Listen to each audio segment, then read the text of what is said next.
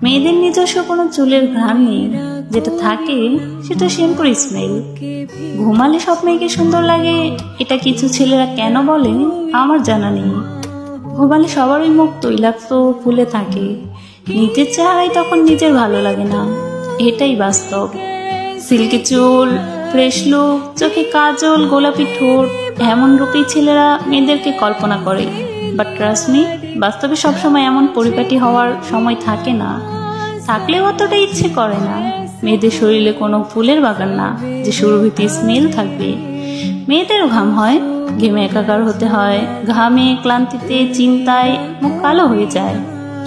পরিপাটি হয়ে হয়তো 3-4 ঘন্টা থাকা যায়, কিন্তু সবসময় মেয়েরা সাধারণভাবে থাকতেই পছন্দ করে। আপনারা কল্পনাতে সবসময় একটা পুতুলকে চিন্তা করেন, তারপর যখন বাস্তবে আর তাকে সেভাবে পান না, তখন আর তাকে ভালো লাগে না। সাধারণভাবে চিন্তা করুন যে যেমন, তাকে সেভাবেই ভালোবাসুন।